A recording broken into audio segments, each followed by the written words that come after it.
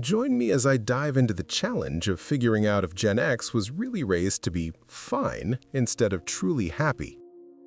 Here's a question that might stop you for a moment. How many people do you know from Generation X who were taught to ask themselves, "Am I happy?" Now compare that to how many were taught to ask, "Am I doing okay? Am I keeping it together?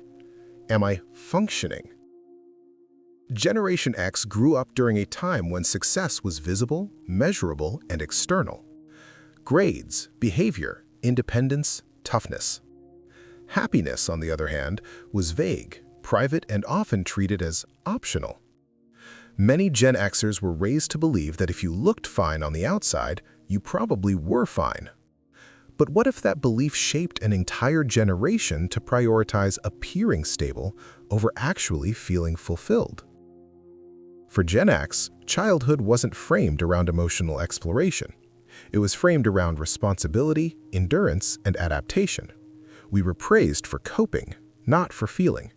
We were rewarded for not needing help. And slowly, quietly, fine became the goal. Not joy, not meaning, not emotional safety, just fine. The idea that Gen X was raised to be fine instead of truly happy isn't an accusation, it's an observation. It's a reflection of the social environment, the economic pressures, and the cultural expectations of the time. And it raises an uncomfortable question. What happens when a generation becomes exceptionally good at surviving, but never learns how to thrive? To understand this, we have to go back to what Gen X childhood actually felt like.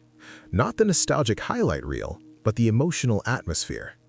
Many Gen Xers grew up in households where both parents worked, where divorce became increasingly common, and where children were expected to adapt quickly.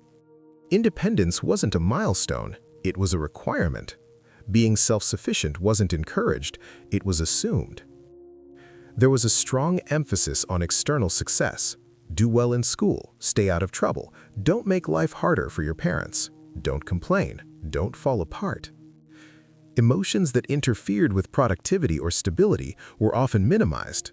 Sadness was brushed off, anxiety was reframed as weakness, and happiness was something you earned later, after responsibilities were handled. This created a subtle but powerful internal conflict. On one hand, Gen X learned resilience, adaptability, and problem-solving. On the other hand, many learned to disconnect from their emotional needs. They learned to perform stability rather than cultivate well-being. They learned that being dependable mattered more than being content. Culturally, this mindset was reinforced everywhere. Media celebrated toughness, sarcasm, and emotional distance. Vulnerability was rarely modeled as strength. Asking for help wasn't normalized. Therapy wasn't a common conversation. Mental health struggles were either ignored or framed as personal failures, rather than understandable responses to pressure. In families, emotional expression often took a back seat to practicality. Parents who themselves were shaped by hardship, war, economic instability, or emotional restraint passed down what they knew. They taught their children how to cope, not how to process. They taught them how to keep going, not how to check in with themselves. As a result, many Gen Xers became experts at managing life from the outside. They learned how to handle responsibilities, solve problems, and stay functional under pressure. But internally, many carried unexamined stress, suppressed emotions, and a lingering sense that something was missing, even if they couldn't quite name it. During adolescence, this gap widened. Teen years are often when emotional identity begins to form, but for Gen X, emotional exploration was limited. Feelings were present, but rarely discussed openly. Struggles were internalized, coping mechanisms developed quietly. Humor, detachment, overachievement, and self-reliance became tools for survival. There was also the constant awareness of instability. Economic uncertainty, rising divorce rates, and shifting social norms created an undercurrent of insecurity. Gen X learned early that stability could disappear. Jobs weren't guaranteed, families weren't permanent, institutions weren't always reliable. This reinforced the idea that depending on others, emotionally or otherwise, was risky. So, instead of asking, "What makes me happy?" many learned to ask, "What will keep me safe?" Safety became the priority. Emotional risk felt dangerous. Vulnerability felt unnecessary. And happiness, if it appeared at all, was something to enjoy briefly, not something to build a life around. As Gen X moved into adulthood, these patterns didn't disappear, they simply evolved. In careers, many prioritized stability over passion.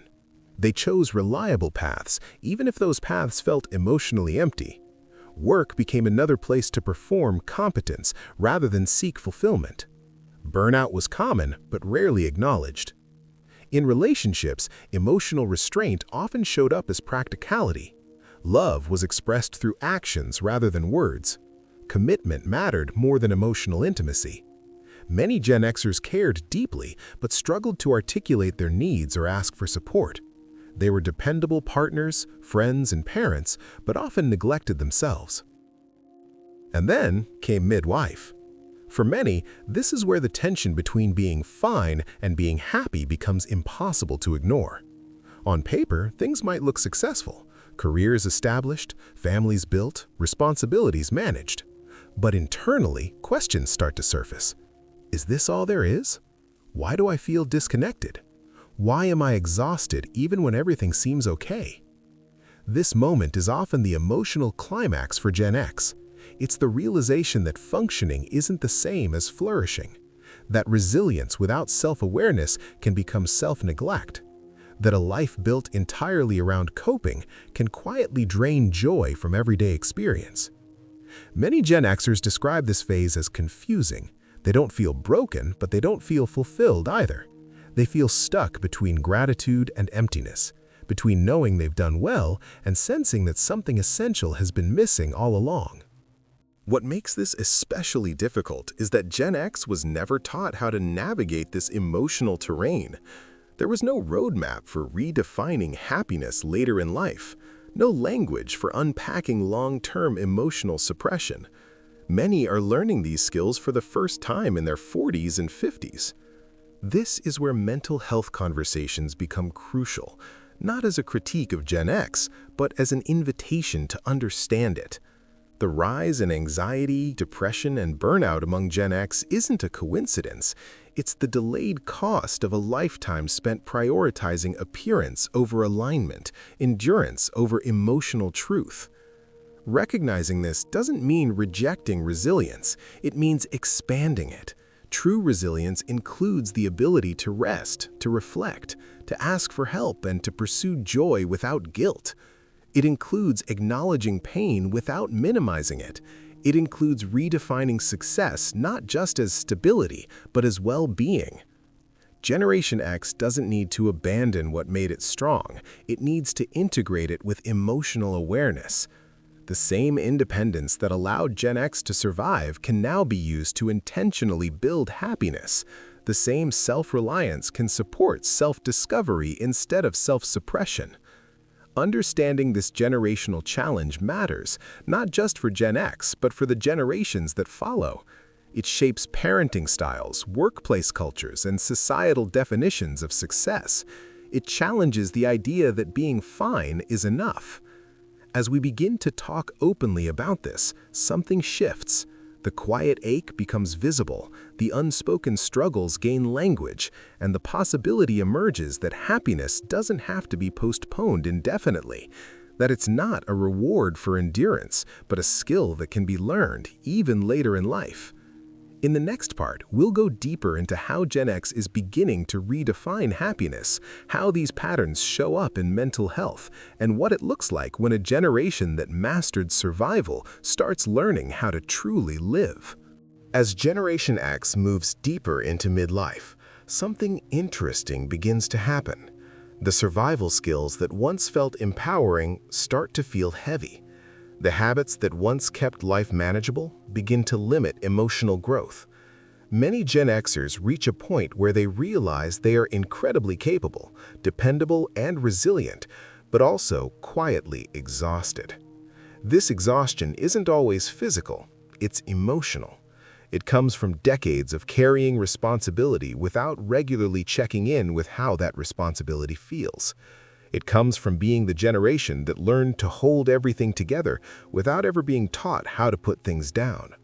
For many, this realization arrives subtly. It might show up as chronic stress that never fully goes away, a sense of restlessness even during moments of success, a difficulty feeling joy without guilt, or the strange experience of achieving goals that were supposed to bring satisfaction, only to feel strangely empty afterward. What's happening here isn't failure, it's awareness. It's the moment when Gen X begins to see the difference between functioning and flourishing, between coping and living, between being fine and being fulfilled. One of the biggest challenges for Gen X in this phase is learning how to identify emotions that were long ignored. When you grow up in an environment where emotional restraint is rewarded, you don't stop having feelings, you just stop paying attention to them. Over time, those unacknowledged emotions don't disappear, they accumulate. This is why many Gen Xers struggle to articulate what they want or need emotionally. They may know something is off, but not know how to name it. They may feel dissatisfaction without a clear source, or they may default to thinking something is wrong with them rather than recognizing that they were never taught emotional literacy in the first place. Mental health conversations have slowly begun to open that door. Therapy, once stigmatized, is now more accessible and normalized. But for Gen X, stepping into that space can feel uncomfortable. Asking for help may feel unnatural. Vulnerability may feel risky. There's often a lingering belief that needing support is a sign of weakness rather than growth. At the same time, Gen X finds itself under unique pressure. Often referred to as the sandwich generation, many are caring for aging parents while still supporting children. They're navigating careers in a rapidly changing economy while processing their own emotional awakening. It's a lot to hold, especially for a generation conditioned to do so quietly. This pressure amplifies the old pattern of pushing through, of staying functional at all costs, of postponing rest, reflection, and self-care until some undefined future moment. But increasingly, that strategy stops working. The body pushes back. The mind pushes back. Burnout becomes impossible to ignore. And yet, within this challenge lies an opportunity. For the first time, many Gen Xers are asking new questions. Not just, how do I keep going, but why am I going? Not just, am I doing enough, but am I okay? This shift doesn't mean rejecting responsibility. It means redefining success. For Gen X, redefining happiness often begins with letting go of the idea that happiness must be earned through suffering. It means allowing joy to coexist with responsibility, allowing rest without guilt, allowing emotional needs to matter. This is especially visible in how Gen X relates to parenting. Many Gen X parents are deeply aware of what they lacked emotionally, and they try to offer their children something different. They encourage emotional expression, they validate feelings, they try to be present in ways their own parents couldn't always be.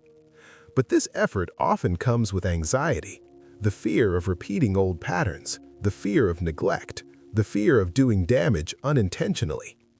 Gen X parents may oscillate between giving freedom and offering protection, between encouraging independence and providing emotional safety. This tension reflects their own unresolved experience. They are learning alongside their children, teaching emotional skills they themselves are still developing. And while this can be challenging, it also creates space for healing, not just for the next generation, but for themselves. In the workplace, a similar shift is happening. Many Gen Xers are reevaluating careers built purely on stability. They're questioning whether long hours and constant pressure are worth the emotional cost. Some seek more meaningful work. Others set firmer boundaries. Others simply allow themselves to admit that burnout isn't a personal failure, but a predictable response to long-term stress. This is not always an easy transition. Gen X was taught to value endurance. Letting go of overwork can feel like letting go of identity. Slowing down can feel like falling behind. But more and more, Gen X is recognizing that sustainability matters emotionally as well as financially. What's emerging is a quieter, more grounded version of happiness. Not constant excitement, not surface-level positivity, but a sense of alignment, a feeling that life reflects internal values rather than just external expectations. This version of happiness doesn't reject resilience. It builds on it. It says, I can be strong and still need support. I can be capable and still need rest. I can be independent and still want connection. Perhaps the most powerful shift for Gen X is learning to see emotional awareness not as indulgence, but as intelligence. Understanding your feelings isn't weakness, it's information. It tells you what needs attention, what needs change, and what deserves care. As this awareness grows, many Gen Xers begin to grieve, not dramatically, but quietly. They grieve the emotional support they didn't receive, the feelings they never named, the happiness they postponed. This grief isn't about blame, it's about honesty. And through that honesty, something opens, compassion, for themselves, for their parents, and for the context that shaped them. Understanding replaces resentment, curiosity replaces self-criticism, and growth becomes possible. The story of Gen X isn't a tragic one, it's a complex one. A story of strength forged under pressure, of adaptability learned early, of resilience built through necessity. But it's also a story still being written. The challenge now isn't survival, it's integration. Taking everything Gen X learned about responsibility, endurance, and independence, and combining it with emotional awareness, connection, and intentional joy. Being raised to be fine served a purpose. It got a generation through uncertainty. But fine doesn't have to be the final destination. Happiness doesn't have to be dramatic or perfect. It can be quiet, steady, earned not through suffering, but through self-understanding. Recognizing this generational pattern matters because it allows Gen X to step out of autopilot, to stop living solely in response to expectations, to choose, consciously, how they want the next chapters of life to feel. And it also matters because Gen X stands at a crossroads between generations. What they heal, they don't pass down. What they name, they normalize. What they change, they transform. If this reflection resonates with you, if you recognize yourself in this tension between being fine and wanting more, you're not alone. This is a shared experience, even if it was lived quietly. I'd love to hear your story. Did you grow up learning how to cope but not how to feel? When did you first realize that being fine wasn't the same as being happy? Share your experience in the comments. And if you want to explore more stories about generational patterns, mental health, and the psychology behind how we become who we are, check out the next video. We're continuing this conversation, and we're just getting started.